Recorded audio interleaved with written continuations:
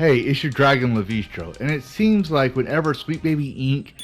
is connected with a game, that game just fails.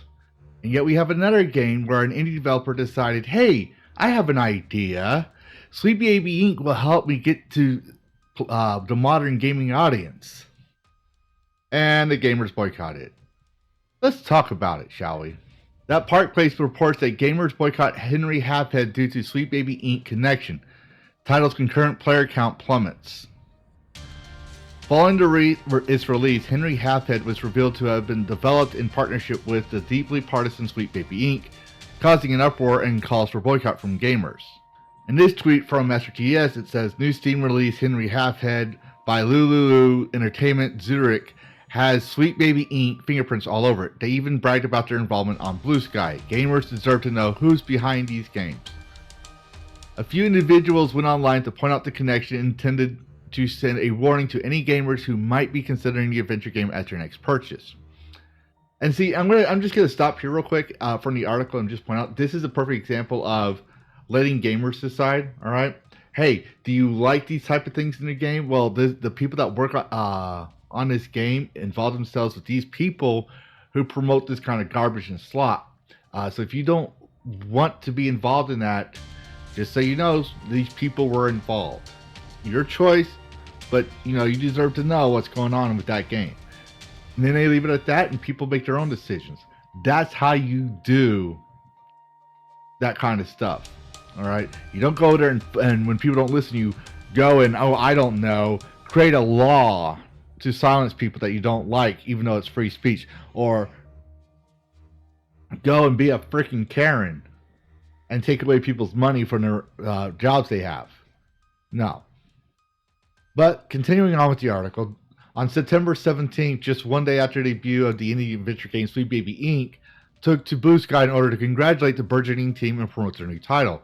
As a knock-on effect, the post had also acted as a public admission to their involvement with the project. It's been incredible to see so much love for Henry Halfhead and really excited for the wonderful Lulu team, the firm said. We feel so lucky to have helped them bring their vision and their Henry to life, and if you're looking for something sweet, creative, and full of heart to play this weekend. The post then shows an announcement from Lulu Games touting the game's launch. So Lulu Games just literally went and used idea guys to quote-unquote help their game. The numerous high-profile voices in the game world like Master TDS of the Gothic Therapy YouTube channel wouldn't let this go unnoticed and shares observations on the peculiar involvement of Sweet Baby Inc. As we pointed out already from the tweet, we already read that tweet, the game had earned a level 2 entry on DEI detected website due to Sweet Baby Inc. consultancy on their project. Perhaps this upstir is contributing to the game's abysmal play rates, as we see here. As of this writing, Henry Halfhead has only seen an all-time peak of 44 players on Steam, and the last 24-hour peak was a mere 15 players. Now, to be honest, devil's advocate, it is an indie Steam title, so therefore, not a lot of people are going to know about this game. It's very niche. I will say that, but it seems like when you add in the SBI multiplier, it multiplied the negativity towards that game. Most times the Steam games, they tend to, especially niche indie games like this, they tend to get about 100 to about 500 in the first few days. But it's seeming like right now, as we're seeing here, you had 12 players right now, according to this chart, with a peak of 44 11 days ago. So as soon as people seem to found out that Sweet Baby was involved, right? Yeah, we're not touching this. But corpos and the indies, they still seem to go with Sweet Baby Inc. for some reason. I wonder if there's something more to it. This game's press kit shares some information regarding the origins of Henry Halfhead. Years ago, while studying the game design, some members of what would become the Lulu team were instructed to create a character with superpowers and a disadvantage. The crew began working on the idea, but eventually it had to be shelved, as they were unable to develop the concept beyond what was immediately required. Sometime later, after graduation, the team finished their first game, Boomerang, and released it on PC and Switch. or Switch, and then in 2021, the team returned to Henry and began gaining support for the project through cultural grants. 4 years later, Henry Halfhead was born. It's a game about an odd little creature who is only half of a head, but has the ability to turn into any inanimate object it chooses. Meet Henry, merely half a head, yet with this peculiar ability to become any object within their reach. The game's official description on Steam reads, discover every object's unique abilities and cleverly combine them to take Henry through their not-so-ordinary day life. Fans of the game had described it as an allegory for the lived experiences of disabled individuals. Yeah, I know. Don't speak for me, please. I'm disabled. Yeah, don't speak for me, please. I can speak for myself. The indie title was made available for purchase September 16th and retailed for $12.99 United States dollars, though it immediately went on discount in order to encourage sales. How exactly Sweet Baby changed the project, if at all, is unclear, but its mere involvement is enough to warrant a boycott from some gamers in spite of any positive reviews. Notably, Halfhead's preferred pronouns are they, them, and reportedly the team chose a gender-neutral pronouns in order to become more exclusive, in spite of the character's obliviously masculine name. In a leaked clip, Cameron Wild, a member of Sweet Baby Inc., admitted to have a strong disagreement with an unknown developer regarding the aspects of the character's identity. In the video, Wild described a method of pressure and guilt-tripping the developer until they eventually submitted to the consultant's narrative demands. This leak confirmed the suspicions of critics and reignited the heat controversy around the consultation studio. Sweet Baby doesn't give helpful suggestions, rather it forces biases and aggressive ideology into every project it touches. And yeah, that's like I said with my last video titled They're Back, that in the game industry, before these consulting first came around, they were called the idea guys. They would find out there was people that were game developers. They'd say, hey, I have an idea. And we're like, okay, do you have a high concept? Or GDD, which is the game design document, which is the Bible of the game. And they're like, yeah, no, we don't have that. And I was like, then get the fuck out of here. Because idea guys are a dime a dozen. Everyone has an idea for a game. But it's like the old phrase, everybody wants to be a gangster until it's time to do gangster shit. Yeah, same thing.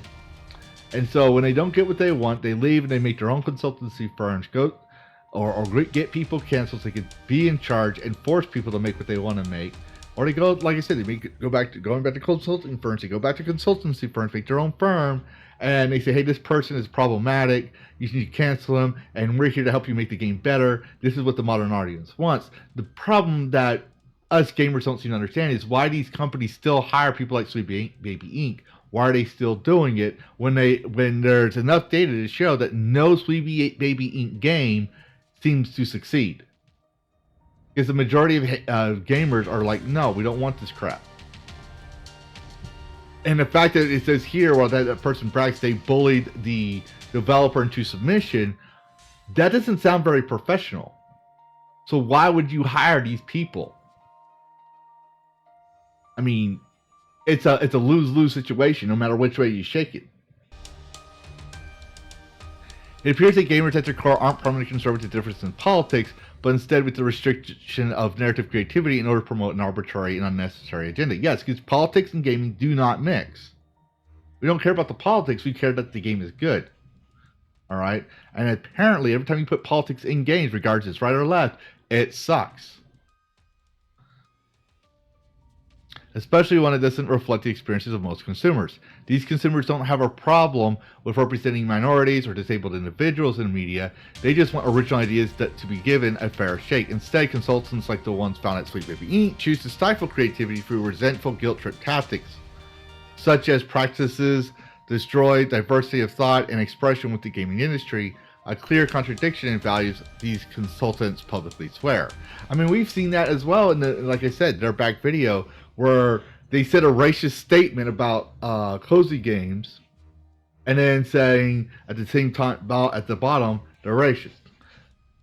So yeah, it contradicts themselves, and that whole slideshow should have been laughed out of the convention, but it wasn't. So my question is that I want to know, and I'm probably gonna have to find a way to do an expose on this, and I don't know how I'm going to do this, but I want to know, why do these people keep hiring these fools? All right, why?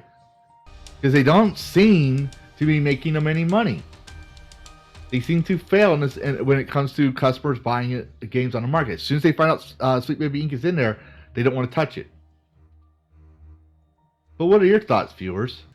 Put your thoughts in the comments below. And as always, happy gaming. Worlds clash in endless collision. Gaming news with a fierce precision. With a spark so wild it breaks the norm. In the tempest's eye, a cyberstorm.